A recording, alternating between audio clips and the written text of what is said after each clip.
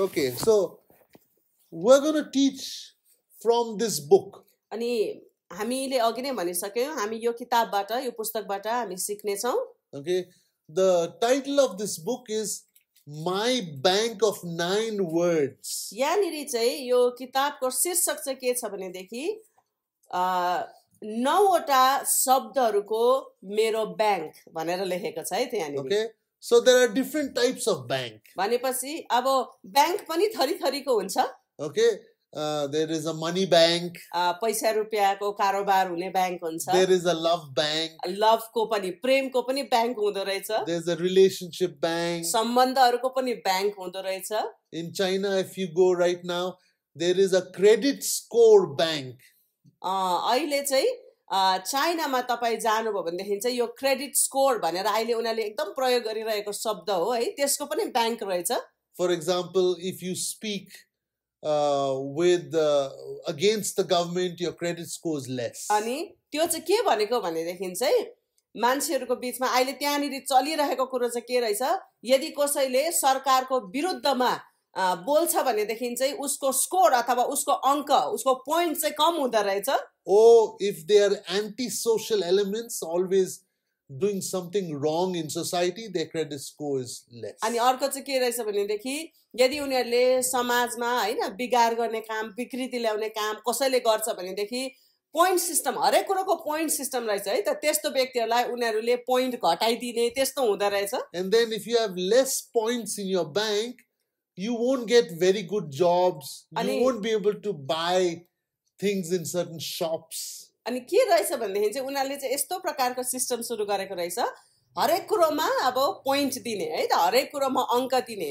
अनि त्यो पाराले अब यदि उनीहरूको पोइन्ट उनीहरूको अङ्क चाहिँ एकदम कम्ती छ भनेदेखि चाहिँ हुनसक्छ पछि गएर जागिरहरू नपाउने है, कतिवटा पसलहरूमा उनीहरूले किनमेल गर्न नपाउने. किनभने उनीहरूको चाहिँ अब पोइन्ट कति छ त्यसमा उनीहरूलाई देशमा बस्नु कतिको सजिलो है असजिलो हुने काम चाहिँ अहिले त्यो चलेको रहेछ चाइनामा चाहिँ. Okay, so and then based on that they will be able to travel abroad for studies or work or not. अनि त्यो चाहिँ त्यसले चाहिँ उनीहरूको केमा पनि असर पर्दो रहेछ भने विदेश यात्रा गर्न पाउँछ कि पाउँदैन, पढ्नकै लागि पनि अध्ययनकै लागि पनि विदेश जान पाउँछ कि पाउँदैन है, बाहिर गएर काम गर्न पाउँछ कि पाउँदैन, हरेक कुरा चाहिँ उनीहरूको अहिले पोइन्ट सिस्टममा उनीहरूले राखेको रहेछ.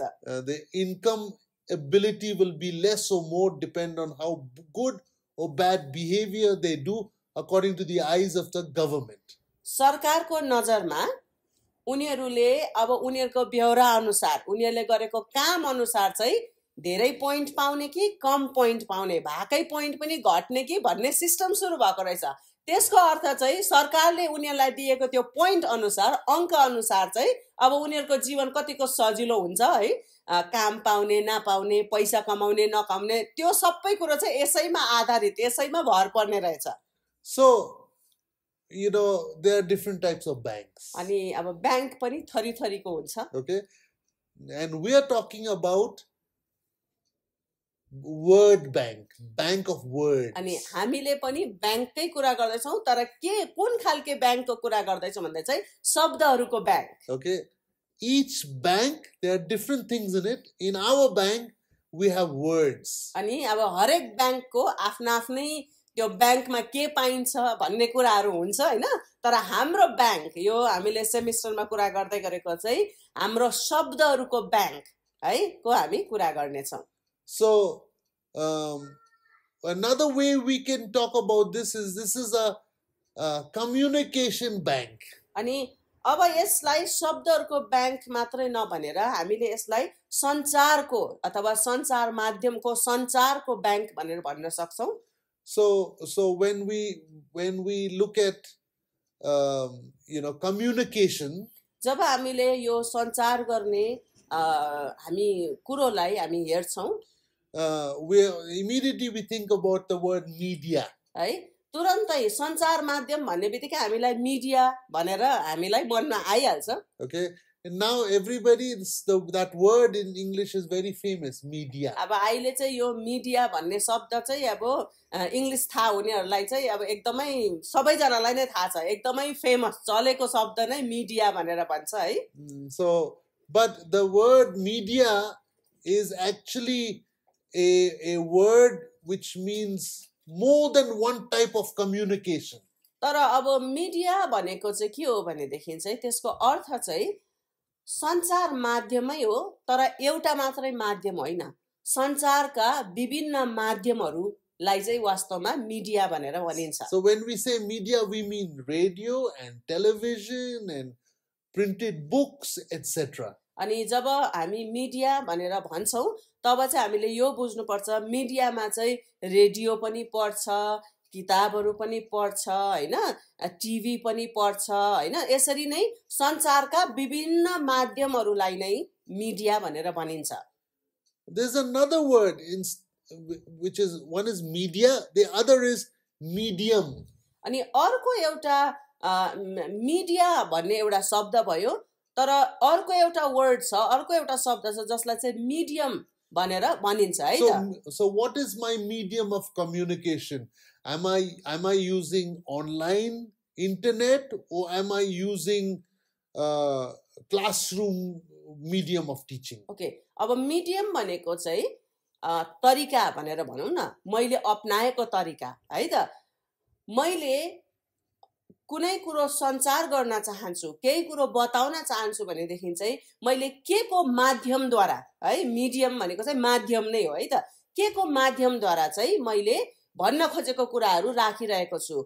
मैले क्लासरुममा पो अब बसेर, हैन, विद्यार्थीहरूलाई म नै त्यहाँ भएर पो मैले मेरो सिकाउने माध्यम त्यो हो कि अथवा मैले इन्टरनेटको प्रयोग गरिरहेको छु, मैले के को प्रयोग चाहिँ गरिरहेको छु, मेरो माध्यम चाहिँ के हो त, भन्न खोजेको कुरा राख्नको लागि मैले चलाउने माध्यम चाहिँ के हो त. Okay, and then it also says over here, this is a handbook for those who never stop learning to communicate well. अनि यो किताबमा चाहिँ के लेखेको छ भनेदेखि चाहिँ एकदम राम्रो तरिकाले सञ्चार गर्ने तरिकाहरू चाहिँ जसले चाहिँ सधैँ सिकिरहन चाहन्छ नि है, सञ्चार गर्ने माध्यमहरूको विषयमा जसले चाहिँ सिकिरहन चाहन्छ उनीहरूको लागि चाहिँ यो चाहिँ एउटा ह्यान्डबुक, यो चाहिँ एउटा सानो किताब हो भनेर चाहिँ लेखिएको छ है. What is the meaning of handbook? अब यो ह्यान्डबुक भनेको चाहिँ के हो त वास्तवमा? Handbook means not something that is very heavy, you put in the library, you can't lift it up, you have to sit at the table and chair to read it. अब handbook भन्ने यो जो शब्द छ इङ्ग्लिसमा, handbook भनेको चाहिँ के हो भनेदेखि जो चाहिँ अब एकदमै भारी छैन, धेरै ठुलो छैन, जुन किताबलाई, जुन पुस्तकलाई पढ्नको लागि चाहिँ तपाईलाई कुर्सी नै चाहिन्छ है, कुर्सी टेबलमा बसेर नै पढ्नु पर्ने हो भनेदेखि चाहिँ त्यो चाहिँ ह्यान्डबुक होइन. The handbook is something which you can carry with your hand, put it in your bag, take it all over, use it at all times. अनि ह्यान्डबुक अथवा यो हाते किताब भनेर भनौँ न है, त्यो भनेको चाहिँ अब हामी शब्दमा नै बुझ्छौँ, एकदम सजिलो, तपाईको हातैमा आउने, मिल्छ भनेदेखि सट्टै झोलामा हालेर हिँड्नु पर्ने, जहाँनिर पनि तपाईले यसो एकैछिन उभिने भएको बेलामा पनि सट्टै निकालेर पढ्न सक्नुहुन्छ नि, त्यसलाई चाहिँ हाते किताब भनेर भनिन्छ है. बोक्नको लागि सजिलो, प्रयोग गर्नको लागि सजिलो. Okay, so this book, I have a soft copy, I also have a hard copy. अब यो किताब चाहिँ मसँग हार्ड कपी भनेको यसरी लिन मिल्ने पनि छ, तर सफ्ट कपी पनि छ मसँग. Okay, you can email me.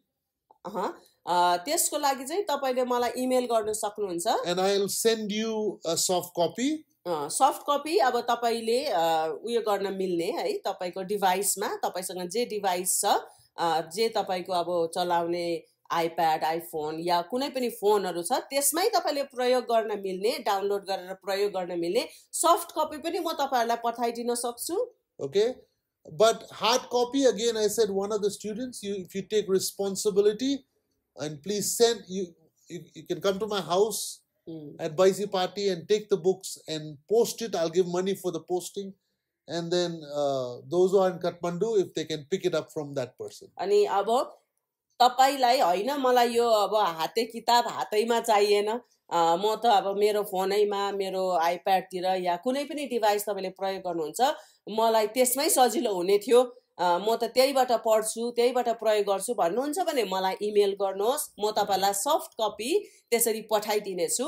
तर होइन तपाईँलाई अब यो किताबै भए त झन् सजिलो हुने थियो भनेर जस्तो लाग्छ भनेदेखि चाहिँ मैले अघि पनि भनिहालेँ, कसै एकजनाले जिम्मा लिनुहोस्, म कहाँ आउनुहोस्, आफ्नो लागि पनि लैजानुहोस्, अरूलाई पनि तपाईँले दिनुहोस्। अनि साथसाथै तपाईँलाई मैले अघि पनि भन्दै थिएँ, बाहिर हुने साथीभाइहरूलाई पनि पोस्ट गरेर तपाईँले पठाइदिनु सक्नुहुन्छ। त्यसको लागि पैसा पनि म दिन्छु, तपाईँले आफ्नै पैसा खर्च गरेर पठाउनु पर्दैन।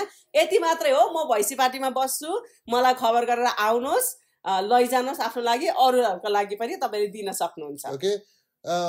Or you may say, I want soft copy and hard copy. I want double blessing. अनि तपाईँलाई होइन मलाई त दुवै भए हुन्थ्यो, अब यो हाते किताबै पनि अब पाऊँ होइन, अनि मलाई मेरो डिभाइसमा पनि पाए हुन्थ्यो, मलाई त दुइटै चाहिन्छ भन्यो भने पनि हुन्छ। That double blessing people, you are very welcome. अनि तपाईँहरूलाई दुवै आशिष चाहियो भनेदेखि है, दोबर आशिष चाहनेहरूलाई पनि एकदम स्वागत छ, आउनु सक्नुहुन्छ। Okay.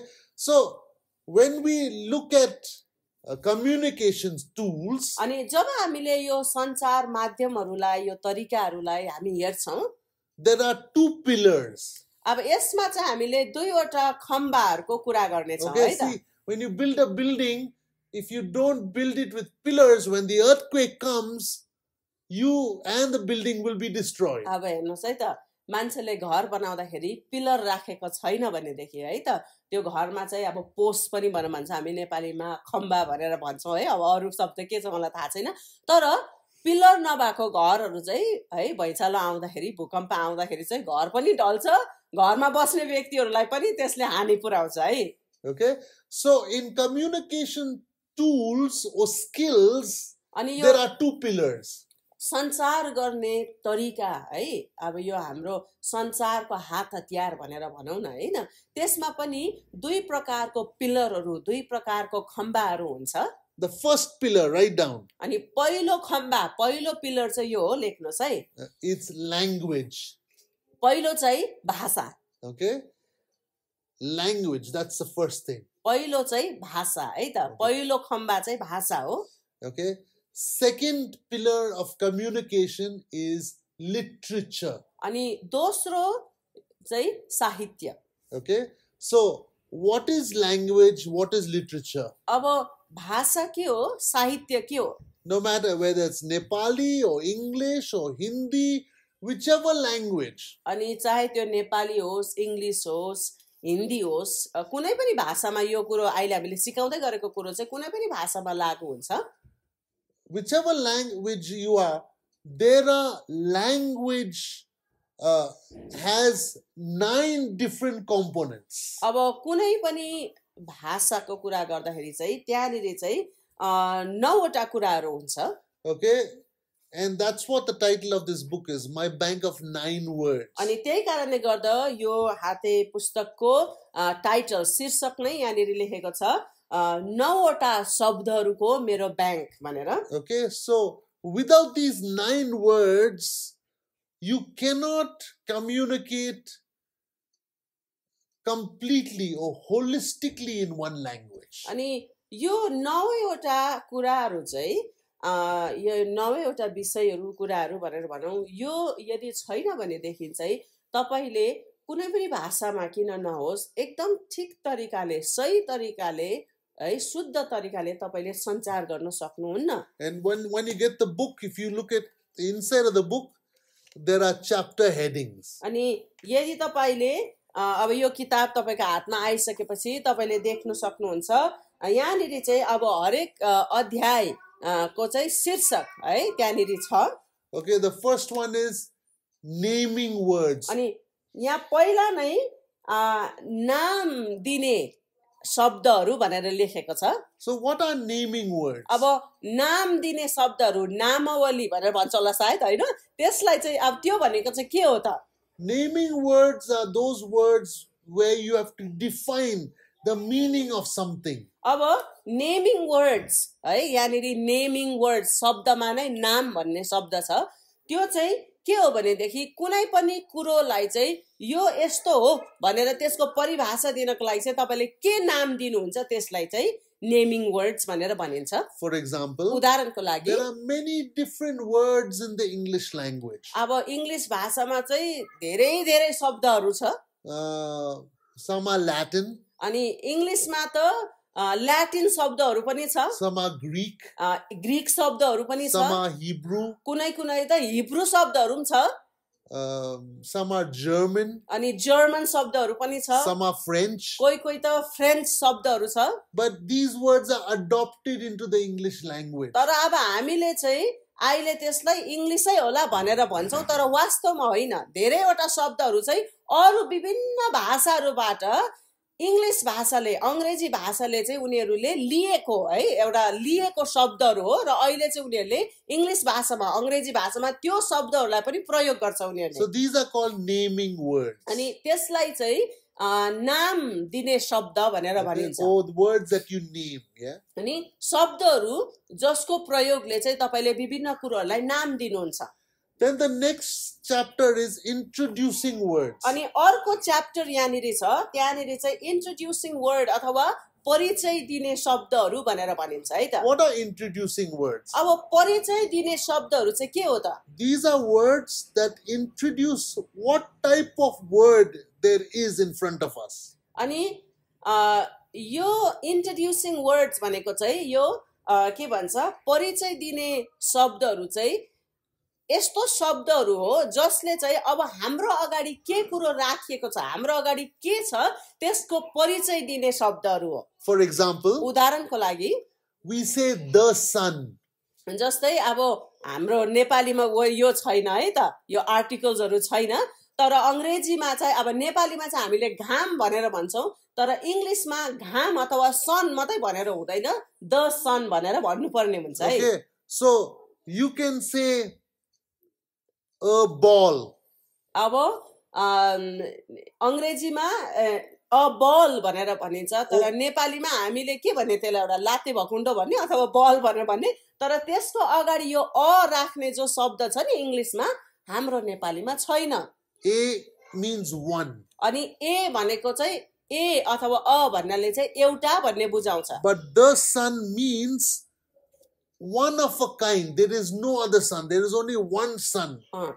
यदि एउटा बललाई, यदि एउटा लाते भकुण्डोलाई चाहिँ उहाँले अ बल भनेर भन्नु हो भनेदेखि त बल त कति थरीको हुन्छ नि, हो कि होइन? त्यसको त्यही कारणले गर्दा त्यो बलको अगाडि चाहिँ ए अथवा अ भन्ने शब्द राख्यो, तर उहाँले द सन भनेर चाहिँ घामको अगाडि चाहिँ द किन राख्नुभयो भनेदेखि चाहिँ घाम जस्तो अरू छैन नि है, हामीले देख्ने, हामीले थाहा पाएको अथवा हाम्रो नजरको अगाडि चाहिँ एउटै मात्रै घाम छ, त्यो चाहिँ एउटा विशेष भएको कारणले गर्दा त्यसको अगाडि चाहिँ द लाग्छ। For example, उदाहरणको लागि there are many Nepali heroes in the Nepali movie industry. अब नेपाली फिल्म जगतको कुरा गर्ने हो भने, सिने जगतको कुरा गर्ने हो भने धेरै धेरै अभिनेताहरू छ। Okay, but there is only one Rajesh Hammal. तर अब राजेश हमाल चाहिँ एउटै मात्रै हुनुहुन्छ है त। हिरोहरू धेरै होला तर राजेश हमाल चाहिँ एकजना मात्रै हुनुहुन्छ। So there are many heroes है, धेरै हिरोहरू छ, नायकहरू छ, but there is only one, the hero, or one and only top hero, and his name is Rajesh Hammal, right? हेर्नुहोस् है त, उहाँले यो अङ्ग्रेजी भाषामा द को प्रयोगको उहाँले एउटा महत्त्व सिकाउँदै हुनुहुन्छ है त। सिने जगतको कुरा गर्ने हो भने धेरैजना हिरोहरू छ, नायकहरू धेरै छ, तर राजेश हमाल जस्तो कोही पनि छैन। वान एन्ड ओन्ली हो भनेदेखि चाहिँ, एक मात्र हो भनेदेखि चाहिँ है, उहाँले चाहिँ राजेश हमाललाई चाहिँ द हिरो भनेर भन्दै हुनुहुन्छ है त। त्यसरी एउटा विशेष भनेर छुट्याउनु पर्ने परिस्थितिमा चाहिँ द को प्रयोग भनेर उहाँले भन्नुभयो So है। introducing words are those words that may tell us what type of word that is. Introduces. Whether it's one of its kind or it's just one among the other ordinary words. Okay, introducing words भनेर उहाँले जो भनेर भन्दै हुनुहुन्छ अहिले अङ्ग्रेजी भाषामा, यो चाहिँ हामीले विशेष गरी बुझ्नुपर्ने एकदमै महत्त्वपूर्ण नेपालीहरूले, किनभने हाम्रो भाषामा यसको प्रयोग त्यति धेरै हुँदैन है। त्यही कारणले गर्दा अङ्ग्रेजी भाषामा चाहिँ यदि तपाईले कुनै एउटा वस्तुको, कुनै एउटा कुरो को कुरा गर्दा त्यसको अगाडि लाग्ने यो अ, त्यस पछाडि द, त्यसले चाहिँ हामीलाई के बुझाउँछ भने यदि लागेको छ भनेदेखि चाहिँ ए यो चाहिँ साधारणतः धेरै मध्ये एकजना त हो, त्यति साह्रो महत्त्वको कुरा भएन। तर त्यो शब्दको अगाडि द लागेको छ भनेदेखि चाहिँ त्यो चाहिँ अब उहाँले भन्नुभयो नि एक मात्र अलिकति जोड दिएर भनेको, फोकस गरेर त्यो विशेष एउटा वस्तुको कुरा गरेको हो भनेर चाहिँ बुझ्नुपर्छ भनेर उहाँले कुरा गर्दै हुनुहुन्छ है। Okay. Then the third chapter is about action words. अनि यहाँनिर यो तेस्रो अध्यायमा चाहिँ एक्सन वर्ड अथवा कुनै गतिविधि या क्रियाको उहाँले कुरा गर्दै हुनुहुन्छ। This is very simple to understand. I don't have to explain much. यो एकदमै मैले धेरै व्याख्या गरेर राख्नु पर्दैन, एकदम बुझ्नलाई सजिलो छ। Jumping, है, उफ्रनु, singing, गाउनु, running, कुद्नु, eating, खानु, what do you call it? Walking. हिँड्नु। Okay, these are action. When you see these words, you immediately know you're trying to express something that is action, ongoing. अनि यो चाहिँ के हो भनेदेखि एउटा क्रिया या गतिविधि भनेर हामी बुझ्न सक्छौं। यो शब्दहरुमा चाहिँ यसो हेर्ने बित्तिकै हिँड्नु भनेपछि केही कुरो भइरहेको भन्ने बुझिन्छ।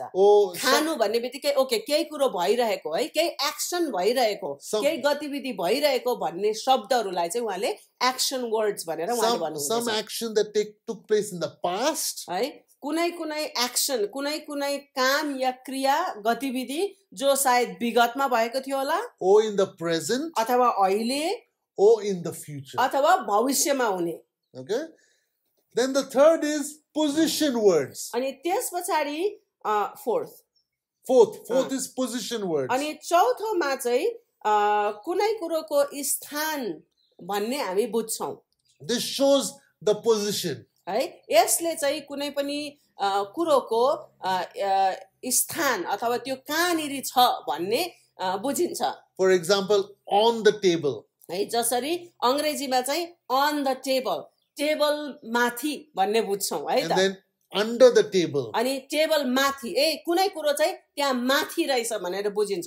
यदि अंडर द टेबल है, टेबलको मुनि भन्यो भने त्यो कुरो टेबलको मुनि रहेछ, त्यो कुरो चाहिँ माथि छ कि मुनि छ कि भन्नेलाई बुझाउनेलाई चाहिँ पोजिसन वर्ड अथवा त्यसको स्थान भन्ने हामी बुझ्छौं। Inside the house. है, घर भित्र भनेपछि के यो कुरोको स्थान अहिले कहाँ रहेछ, घर भित्र भन्ने बुझिन्छ। Then the fifth one is substitute words. अनि पाँचौंमा चाहिँ सब्स्टिट्युट वर्ड भनेपछि चाहिँ सट्टामा प्रयोग गर्ने, कुनै कुरोको सट्टामा है त्यसको ठाउँमा प्रयोग गर्ने भन्ने हामी बुझ्छौं। So today, like before in the past, these substitute words were very easy. He, she, they, it. अब हेर्नुस् है त, इंग्लिशकै उहाँले कुरा गर्दै हुनुहुन्छ है त। अब यो विगतमा त सजिलो थियो है, अंग्रेजीमा उहाँले अब छोरा मान्छेको हो भनेदेखि नामको सट्टामा ही राख्नुपर्ने है, छोरी मान्छे हो भने नामको सट्टामा शी राख्नुपर्ने, कुनै एउटा निर्जीव एउटा वस्तुको सट्टामा इट राख्नुपर्ने हैन, त्यो प्रकारको थियो। अब उनीहरू भनेर अब त्यो मान्छेहरूलाई अब उनीहरू भनेर प्रयोग गर्ने हैन, उहाँ, उनी, यो शब्दहरू चाहिँ थियो। But if you're coming to Nepal from the airport, there are 3 boxes to tick. तर अहिले त एयरपोर्टमा पनि नेपालमा बाहिरबाट मान्छे आउने हो भने तपाई को हो भनेर तपाईको बारेमा त्यहाँ खुलासा दिनुपर्छ नि त हैन, तपाई को हो भनेर त्यहाँनिर तपाईले टिक गर्नुपर्ने पनि 3वटा बक्स, 3वटा सानसानो बक्सहरु हुन्छ रे। One is he, है, तपाई ही हो कि छोरा मान्छे हो कि, she हो कि छोरी मान्छे हो कि। Third box, other. अनि तेस्रो बक्स भनेपछि के चाहिँ तपाई अन्य अरे। अब त्यो अन्य चाहिँ को होला? Especially from California. विशेष गरी क्यालिफोर्नियामा some people will say, I am a dog. ओहो, क्यालिफोर्नियामा त अहिले के छ रे, कतिजना मान्छेले त आफूलाई कुकुरसँग पो उयो गर्छ रे त, म त कुकुर हो भनेर मान्छ रे कतिजना। Or some people say, I am Superman. कतिजनाले त आफैलाई अब एउटा छुट्टै उयो नै बनाएको है त, अब म त छोरा पनि हैन, छोरी पनि हैन है, कसैले त म कुकुर हो भन्छ रे, कसैले म सुपरम्यान हो भनेर भन्छ रे। I am Batwoman. है, कसैले आफैलाई ब्याट वुमन भनेर भन्छ रे। That also is other. है, अब अहिले चाहिँ एयरपोर्टतिर पनि त्यो अप्सन है, तपाईलाई त्यो विकल्प दिएको रहेछ। तपाईले आफैलाई को भन्नुहुन्छ, छोरा मान्छे हो कि पुरुष हो कि स्त्री हो कि अन्य, अब त्यो अन्यमा जो पनि पर्न सक्नुहुन्छ, जे पनि पर्न सक्नुहुन्छ So तपाईँ। this confuses communication अब more now. अहिले पहिला यो थिएन, तर अहिले चाहिँ यो कुरोहरूले गर्दाखेरि चाहिँ एउटा सञ्चारमा चाहिँ यसले एकदमै गोलमाल ल्याएको छ है त, अलिकति अन्योलता ल्याएको छ। Who are you? तपाईँ को हुनुहुन्छ? Who am I? म को? People are confused now. अहिले त मान्छेहरू कन्फ्युज छ, म को हो भन्ने क्षेत्रमा कन्फ्युज छ In the past it was very easy, he or she. है। विगतमा यो कुरो सजिलो थियो, अहिलेको हाम्रो समाजै त्यस्तो भएको छ। विगतमा सजिलो थियो कि तपाईँ पुरुष हो कि तपाईँ स्त्री हो, अहिले चाहिँ तपाईँ अन्य हो कि भन्ने विकल्पमा पनि छ अरे। Then the next is bridge words. अनि त्यस पछाडि अर्को चाहिँ ब्रिज वर्ड्स अथवा ब्रिज भनेको चाहिँ पुल हो, एउटा बाँध, पुल हो। Chapter 6. यो चाहिँ 6औं अध्यायमा छ। Bridge words are using two ideas and putting them together. Bridge words अथवा यो पुल शब्द भन्ने बित्तिकै दुईवटा कुरोलाई जोडेर है, दुईवटा आइडियालाई, दुईवटा कुरोलाई जोडेर प्रयोग गर्ने शब्द। For example, me and my wife. जस्तै म र मेरो श्रीमती अथवा म अनि मेरो श्रीमती, अनि यो बीचमा जोड्ने शब्द जो छ नि त्यसलाई चाहिँ यो पुल शब्द भनेर भनिन्छ। And है, यो एन्ड अथवा अनि भन्ने शब्द है नि, म अनि मेरो श्रीमती, यो बीचको अनिलाई चाहिँ पुल शब्द भनेर भनिन्छ। These type of bridge words are very powerful in communication. अब यो बीचमा जोड्ने शब्दहरू जो छ नि, यो यसलाई पुल भनेर उहाँले भन्दै हुनुहुन्छ, यो जोड्ने शब्दहरू चाहिँ एकदमै शक्तिशाली हुन्छ है। For example, उदाहरणको लागि supposing I say to Rupa Thapa Magar, अब यदि मैले हाम्रो रूपा थापा मगरजीलाई यसो भने अरे, you are very beautiful but, है तपाईँ एकदमै सुन्दरी त हुनुहुन्छ तर भने nobody will remember that I said you are beautiful. They'll be waiting what I'll say after but. बहिनीले मात्र होइन, अरूले पनि अगाडि तपाईँ सुन्दरी हुनुहुन्छ भन्ने कुरोलाई वास्ता गर्दैन, तर भनेपछि जुन शब्द आउनेछ त्यही पर्खेर बस्छ है त। अघि सुन्दरी भने थियो भन्ने कुरोलाई बिर्सिन्छ, तर पछि के भन्दो रहेछ त्यसलाई चाहिँ पर्खेर बस्छ। For example, Manoj Lama is a very good person but. है, अब मैले भने अरे मनोज लामा चाहिँ एकदमै असल व्यक्ति हुन्छ तर भनेर भने भने Nobody will remember that I said to him good person, but they will remember what I say after the but. तर अब के छ, यो तर भन्ने शब्द जो पनि एउटा जोड्ने शब्द हो है, अनि तर भन्ने शब्दहरू मैले अगाडि मनोजजीलाई तपाईँ एउटा असल व्यक्ति हुनुहुन्छ भन्ने कुरो न उहाँले याद गर्नुहुन्छ न अरूले, तर त्यो तर भन्ने शब्द पछि उहाँले के भन्नु हुँदो रहेछ त्यसलाई चाहिँ बढी जोड दिएर ध्यान दिनुहुन्छ है त। Then chapter 7 is describing words. अनि 7 अध्यायमा चाहिँ हामी यो डिस्क्राइबिङ वर्ड्स अथवा कुनै कुरोलाई बयान गर्ने शब्दहरूको विषयमा हामी सिक्ने छौं। Okay, she is very beautiful. है, She is very ugly. है कसैलाई हामीले उनी एकदमै सुन्दरी छिन् भनेर मैले भने अरे है, अब उहाँ चाहिँ सुन्दरी भन्ने यो जो शब्द छ त्यो चाहिँ त्यो केटी कस्तो रहेछ त्यो केटीको बयान हो है। यदि कसैलाई मैले कस्तो नराम्री भनेर भनेदेखि चाहिँ त्यो नराम्री भन्ने शब्द चाहिँ त्यो केटीको अथवा त्यो कुरोको बयान भयो है त। यो चाहिँ बयान गर्ने शब्दहरूलाई चाहिँ डिस्क्राइबिङ वर्ड्स भनेर भनिन्छ। Okay, then the other one is picture words. अनि 8औंमा चाहिँ छ पिक्चर वर्ड्स अथवा यो चित्रण गर्ने शब्दहरू। This shows us where the action is taking place, when or how it's taking place. अनि यसले चाहिँ के बुझाउँछ भनेदेखि चाहिँ कुनै पनि कुरो कहाँ भइरहेको रहेछ कसरी भइरहेको छ त्यसको चित्रण गर्ने शब्दलाई चाहिँ चित्र शब्द भनेर उहाँले भन्नुभएको है, यो कुरोलाई चित्रण गर्ने भनेर। She was a very beautiful girl in Hollywood in 1949. अब यदि मैले कुनै एउटा केटीको बारेमा चाहिँ है, उहाँ चाहिँ एकजना हलिउडको एक्ट्रेस, एउटा हलिउडमा एउटा नायिका हुनुहुन्थ्यो, अनि यो चाहिँ 1970 सालको कुरा हो भनेर यदि मैले भने भनेदेखि त्यो शब्दहरूले चाहिँ त्यो केटीको काम ऊ को थिएछ कहाँनिर कस्तो खाले थिएछ भनेर पुरै चित्रण हामीलाई दिने त्यो शब्दहरू भयो. Okay, and when you look at these picture words, they will give you many details of where the picture took place, when it took place, how it took place. अनि यो चित्रण गर्ने शब्दहरू जो छ त्यो शब्दले चाहिँ कुनै पनि कुरो के भएको रहेछ कहाँ भएको रहेछ कहिले भएको रहेछ कसरी भएको रहेछ भनेर बुझाउने है हामीलाई पुरै चित्रण दिने शब्दलाई चाहिँ उहाँले चित्रण गर्ने शब्दहरू भनेर भन्नुभएको छ. And then the last communication language tools is emotional words. अनि नवौंमा चाहिँ इमोशनल वर्ड्स अथवा भावनात्मक शब्दहरू है भावना व्यक्त गर्ने शब्दहरू भनेर उहाँले भन्नुभएको छ. So for example, है यो भन्ने शब्द भयो. ouch, आउच भन्ने शब्द. हुक भन्ने. भ्यू नेपालीमा पनि छ नि हाम्रो है खुइया भन्ने शब्द भयो हैन. खुइया हैन है खुइया भन्ने है. आहा आइया भन्ने शब्दहरू यो शब्दहरूले चाहिँ वास्तवमा यो चाहिँ शब्दहरू होइन वास्तवमा यसो सुन्दाखेरि चाहिँ साउन्ड जस्तो मात्रै लाग्छ तर यसले चाहिँ त्यो मान्छेलाई यति बेला कस्तो महसुस भइरहेको रहेछ त्यसलाई व्यक्त गर्ने भावनालाई व्यक्त गर्ने शब्दहरू हो यिनीहरू चाहिँ. Okay, for example, in emotional words, today we have emoticons online. So whenever I write something, if I give a smiley face with that, then that person, I'm telling them I'm saying this to you, but with a smile.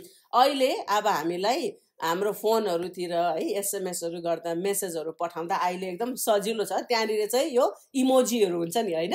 त्यो इमोजीमा चाहिँ अब हामीले खाली उयो अब जस्तो यसो गरेर पठाइदिउँ भनेदेखि हामीले त्यो चित्र मात्रै देख्दा हामी के बुझ्छौं मैले गरेको कुरालाई चाहिँ उले ठीक भनेर भनेको रहेछ है स्याबास अथवा राइट भनेको रहेछ. कोही चाहिँ अब त्यो हाँसिरहेको हुन्छ हैन हाँसिरहेको नक्साहरू हुन्छ अथवा रुँदै गरेको नक्साहरू यो सबै इमोजीहरू हो.